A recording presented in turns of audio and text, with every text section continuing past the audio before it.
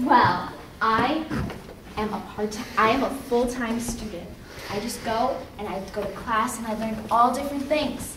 And I learn about history, astronomy, even cooking. It's my new favorite class. And Ms. Baxter-Musa, let's talk about the night of June 16, 2008. Certainly. What did you do that night? That night, I went to the Midlands Marina because there was supposed to be a lunar eclipse and a full moon at the same time. Do you know what the odds are for that? That's like, I don't know, I can't even do that math. So I went at 9:30 because it was supposed to start at 10:30, and I wanted to get a perfect view because I figured it'd be crowded for such an extraordinary event. And did anything happen between the time you got there and when the lunar eclipse started? Yes, there did. There was. I set up my telescope, the Orion 270, and I had it trained perfectly upon the moon. About 10 o'clock, I saw another car pull up, and I figured it would be a fellow stargazer. I saw that it was a Maserati, one of my favorite cars. I have a huge poster in my basement bedroom.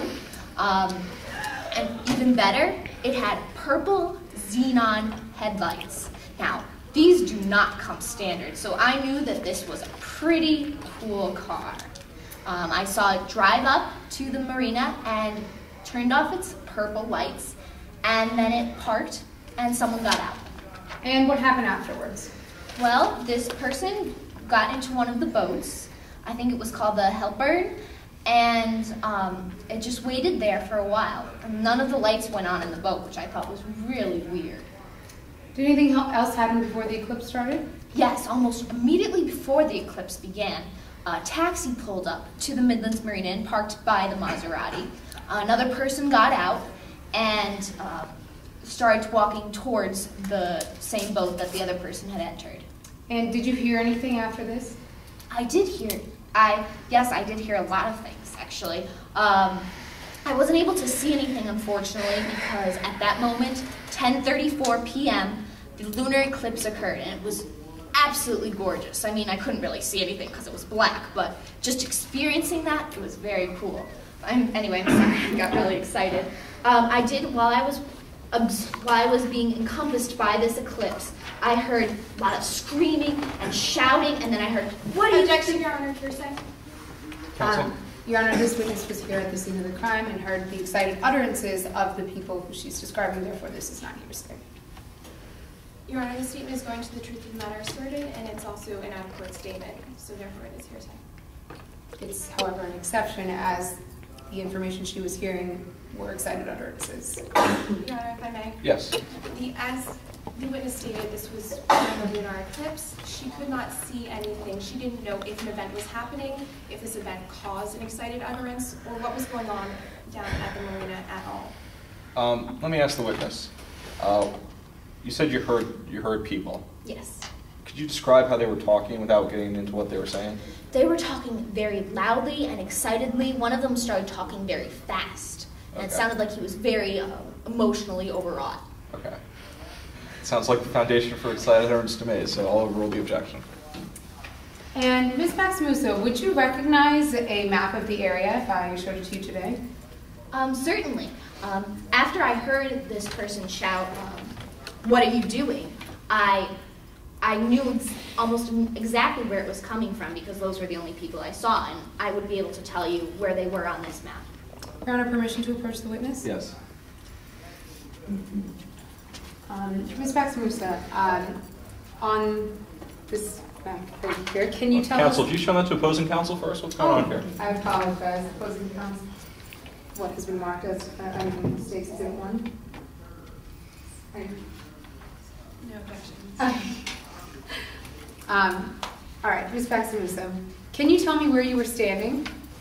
Certainly. I was standing at the Calkins Cliffs, which is right around here. And can you tell me where the car was parked? The car was parked at this where it says number 1 right there. Okay. And can you tell me where the Calkins Cliffs are? The Calkins Cliffs are in the great state of Midlands. Okay. And can you tell me where the marina itself is? The marina is right next to the Calkins Cliffs, also in Midlands. All right, thank you. Your Honor, permission to put this in as State's Exhibit 1? Any objection? No objections, Your Honor. It'll be admitted States 1. All right. Okay, Ms. Baxter. So after you heard all of this going on, from where you were standing, what happened? Then I heard shots. I'd never heard them before, but I've seen so many film noirs and other movies that have to do with guns and mafia during my time in school, so I knew Objection, exactly Your Honor, what. speculation. Say a little bit more. The witness is saying that she heard shots and then immediately followed with, I haven't actually heard shots before, so therefore she can't claim that these were shots if she doesn't know what shots sound like. Counsel? Your Honor, the witness is simply testifying as to what she heard at the present time. Her background knowledge and information have led her to believe that these are shots, and she's only testifying to what she observed that night. Your Honor, the state stands by their previous objection. The state does? Defense.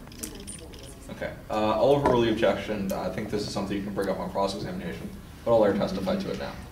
So I heard shots. It sounded at first like there were 5, but then I realized the rest were echoes because the Calkins cliffs created this echo range. So I figured there was only one big shot. And then what happened next?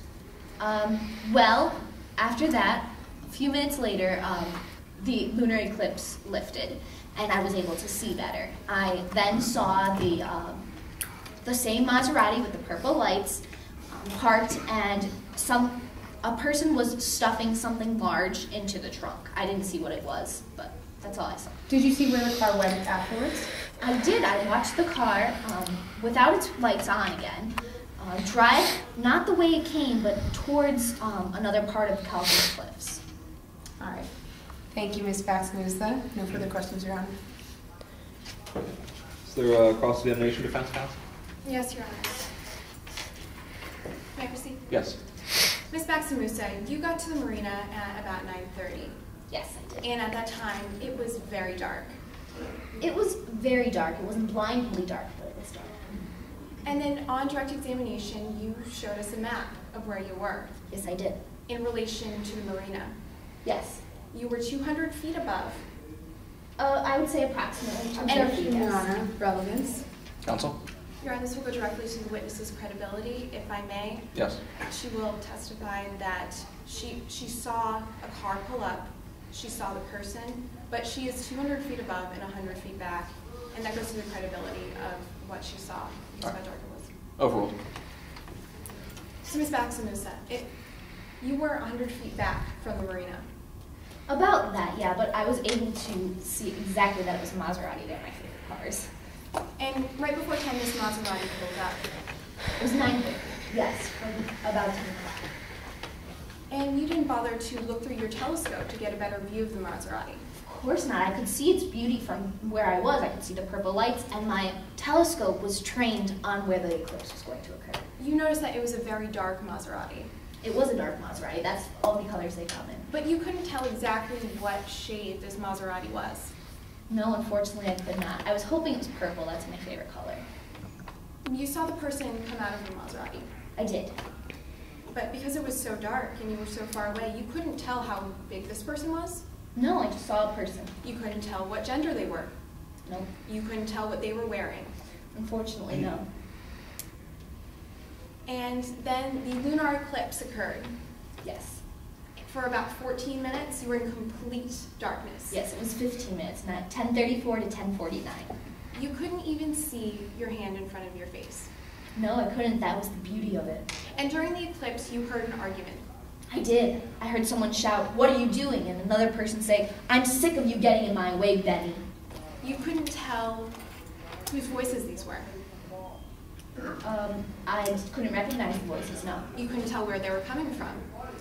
No, but I figured that they came from the Hepburn because those were the only people I'd seen anywhere near there. But you didn't know for sure where they were coming from. No, I didn't. You didn't know who they were talking to.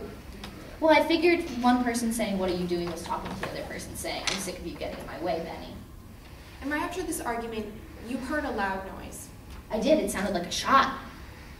You didn't know for sure that it sounded like a gunshot. Well, I thought it sounded exactly like a gunshot. Ms. Baxter, you didn't think it sounded like a gun.